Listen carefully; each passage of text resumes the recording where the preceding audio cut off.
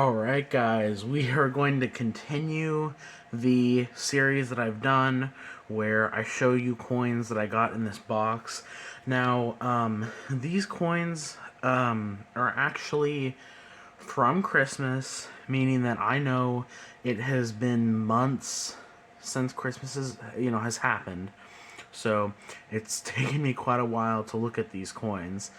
But, I'm gonna look at with one of them today. Now this isn't just gonna be one coin.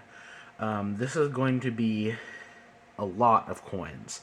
Because I don't know if you guys saw my other video where I was showing you guys the that Morgan silver dollar, which I actually have right here, as well as those 2024 nickels. I was saying I also have some lots. Now, these two that I'm going to be showing you, I'm not going to be showing you in the same video, but one of the other videos I'm doing is going to be a very similar lot from the same seller, and both of these contain some silver. And then the final video that I'm going to do actually is a lot of some pennies that are very interesting. So I've talked long enough. Let's show you guys this first lot in here. So the person who gifted me this was actually extremely lucky, because they bought this in, I don't know, I guess probably sometime in November, when silver was still pretty high, but it was only in about the $40-some range. So you can imagine how lucky it would have been. They definitely got them for a really good price, and the silver in here is worth a lot more now. In fact, just the silver in here alone is probably worth what this person paid, because these are specific lots I send to people, so I know what the people on eBay are selling them for. So just the silver alone, which is these three coins, is definitely worth the price of the entire lot on its own. So this lot interested me for a few reasons, for mainly one reason. Well, one, obviously, something now, obviously, the silver value, but two, most of these coins are considered cull by the seller, meaning that, they're not really viable to sell as individual coins. So he just threw a bunch of cull coins into a lot, basically. Now, I will say, this one right here, I noticed immediately. And this was one he actually threw in. It's not actually a real coin. It's a fake token. He told me that he actually messaged me saying that he was about to post one of the lots and realized that this coin definitely was not real, and he didn't know what to do with it. So he repositioned the coins in the lot and decided to just throw this in with this one. At least that's what I was told. So yeah. This is not a real coin, but it's supposed to be an 1827 large cent. So, I guess maybe consider that a token. So, I guess kind of interesting. Not a genuine coin though. So, I'll go from what I consider least interesting to most interesting. So, first we have a V-nickel. And I'm not going to try to pull these coins too close to the camera. I'm going to try to keep them at a kind of a safer distance like this. So, first coin is a 1910 V-nickel. It's got some dirt caked on there, but it's got decent shape. A few of the letters in Liberty are still visible. So, I don't know if I'd consider that cull. It's definitely got some good detail. Next coin, now this is kind of a bit of a disappointment, because, this is a 1909, and I actually thought for sure that it was a VDB, and I don't know, it's still really hard to tell, but I don't think it is, taking a closer look. But when I looked at this lot at first, it really looked like it was a VDB, so I thought I was also getting a 1909 VDB, but I don't think it is one.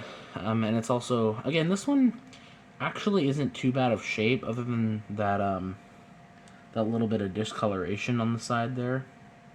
But I don't think it's a VDB, but it's still a 1909. I'm always happy to have one of those.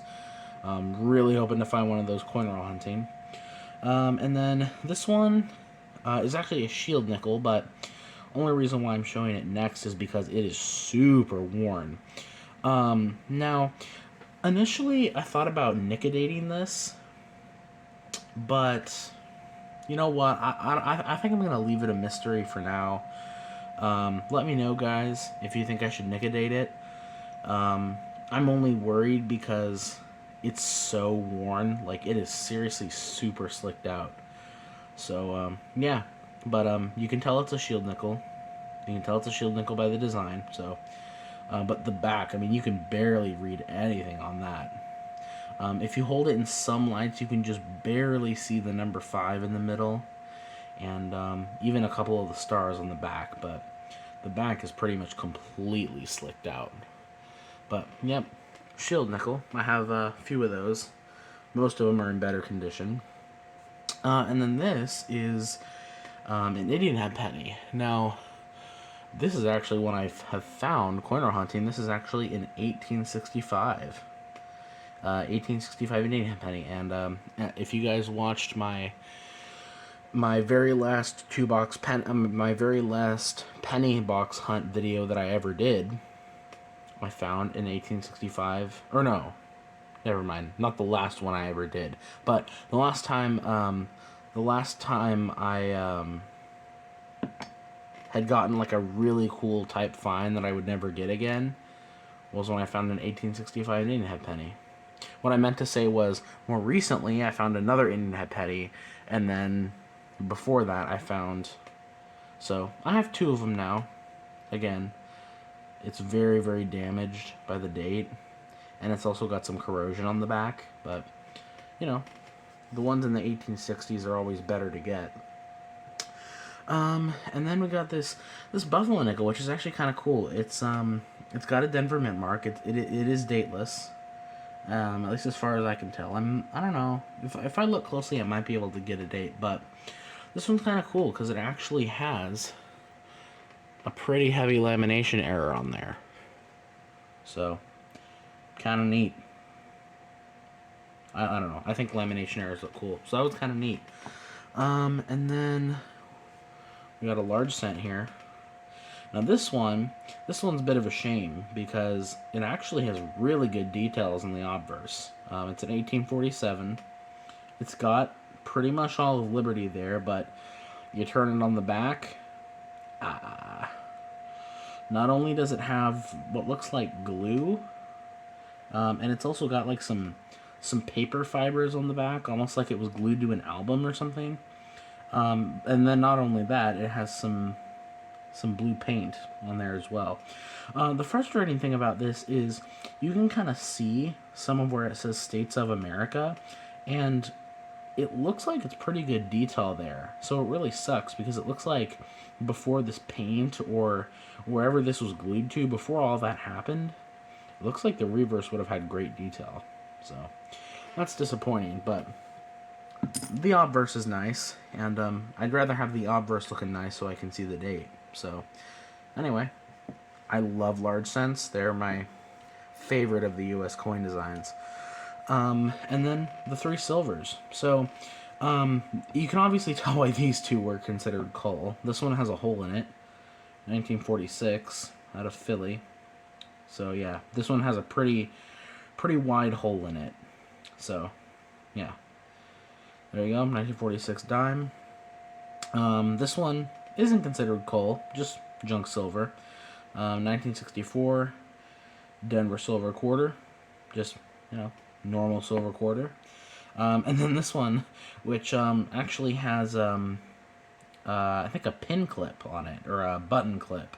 It's funny, I was trying to pry at this thing, trying to get it off, and I actually managed to take it off, but underneath is just like a push pin needle. So I decided to keep it on there because I'd rather have this thing attached to it than have a really you know, shiny needle bit on the back of that glued to it. So I was also tempted to along with doing some work on that shield nickel, and maybe even trying to get some of the paint off of this large cent, trying to not only remove this piece but also the glue that's holding the pin on there. So yeah, and it's a 1964, 90% Kennedy, out of Philly.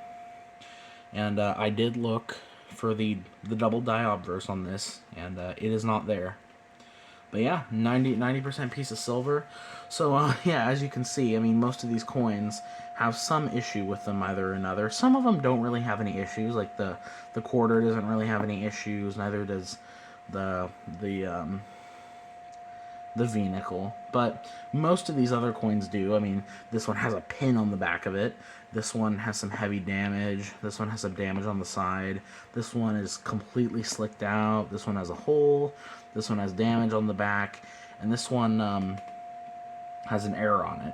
So, and then this one isn't even real, but he just threw that in. So, yeah. And I presume that the person who got me these coins definitely feels like they lucked out, because they bought these right in the nick of time, because silver started to go up, and probably sometime in late December.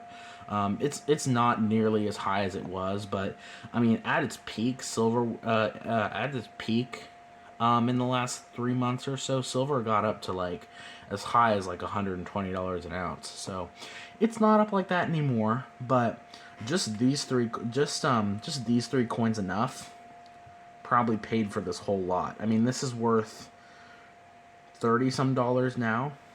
This is worth maybe 15. So these three in itself paid for the whole lot. So it was definitely a good deal. But again, I got these as a gift, so I didn't pay anything for them. But yeah, and I'm not going to sell them because they're from a gift. But yeah, great lot, and I'm filming these back to back, so it's not going to be in the same video. But yeah, this was a pretty good lot, and